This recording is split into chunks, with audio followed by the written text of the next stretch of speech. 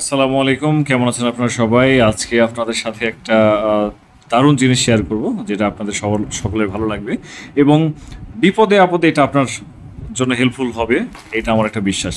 So আজকে আমি পাবনা থেকে দিনাজপুর এসেছি, প্রায় 270 কিলোমিটার রাস্তা। যদি আমি ট্রেনের রাস্তা বলি তার চেয়ে বেশি হবে, এবং আসতে আমার টোটাল সময় লেগেছে প্রায় 8 ঘন্টার মতো, 7 থেকে 8 ঘন্টা। সো এই 8 ঘন্টা ধরে আমি বাড়ি থেকে কিছু ফ্রোজেন খাবার নিয়ে এসেছি। ফ্রোজেন খাবার বলতে ফ্রোজেন মাংস নিয়ে এসেছি, বিফ নিয়ে এসেছি এবং হচ্ছে মাটন নিয়ে আসছি। সো এই যে কাঁচা মাংসগুলো নিয়ে আসছি, এই ফ্রোজেন ছিল সেগুলো, এইগুলো আসলে পরিবহন করতে করতে দেখা যাচ্ছে অনেক পানি পড়ে যায়, তারপরে হচ্ছে নরম হয়ে যায়, অনেক সময় পচে যায় বা নষ্ট হয়ে যায় খাবার। এই সমস্যার সমাধানের জন্য আমি চেষ্টা করেছি নিজস্বভাবে জোগাড় করতে। তো এই জোগাড়টা আপনাদেরকে দেখাচ্ছি, আশা করি আপনাদেরও কাজে লাগবে ইন ফিউচার যদি আপনারা এইভাবে কোথাও খাদ্য বা খাবার বা ফ্রোজেন কোনো কিছু পরিবহন করতে চান। সো আমি আপনাদেরকে লিডটা খুলছি।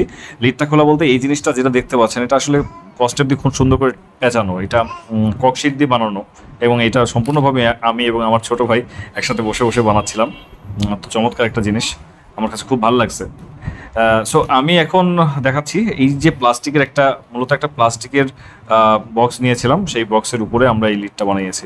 এবং এটা দেখতে পাচ্ছেন যে এটা টোটালি কিন্তু ককশিট দিয়ে বানানো, ককশিট। এবং টিভি ফ্রিজ নিয়ে আসার পরে আমাদের ওইগুলোর সাথে যে ককশিটগুলো থাকে, ঠিক সেই ককশিটগুলো দিয়েই আমরা এই আইস বক্সটা বানিয়েছি। সো এই আইস বক্স বানাতে আমাদের কত কি খরচ হলো বা কেমন কি হয়েছে, এটা নিয়ে আপনাদের সাথে আলোচনা করব।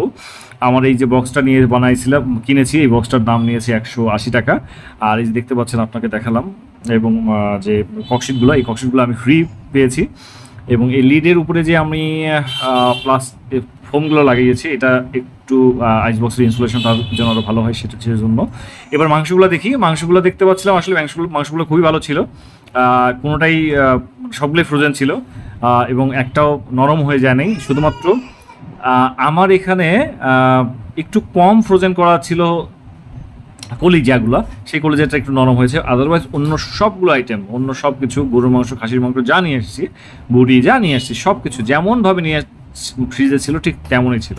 সো এটা একটা খুবই ভালো দিক, এবং আমি I am really proud of it.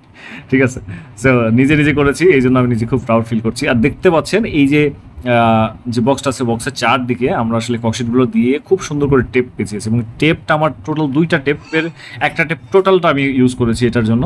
এবং একটা টেপ টোটাল ইউজ করার কারণে একটা টেপের দাম ছিল 70 টাকা। সো 70 টাকার একটা টেপ আমি টোটালটাই এখানে ব্যবহার করেছি। ককশিট আমার মাংনা।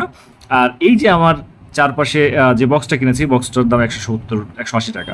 তো 180 প্লাস হচ্ছে 70, তো সব মিলে 250 টাকা আমার খরচ। এই 250 টাকা খরচ করে আমি যে আইস বক্সগুলো বাজারে পাওয়া যায়, এই আইস বক্সের দাম 2200 থেকে মোটামুটি 10 লিটারের এটা একটা আইস বক্স। তো 10 লিটারের একটা আইস বক্স বাজারে বা দারাজে 2200 থেকে 2300 টাকা এরকম, বা 2500 টাকার মতো। সো এই হচ্ছে বিষয়। দেখতে পাচ্ছেন ফ্রোজেনই ছিল, না হলে যদি পানি জমে যেত তাহলে ভেতরে পানি জমতো বা পানি থাকতো।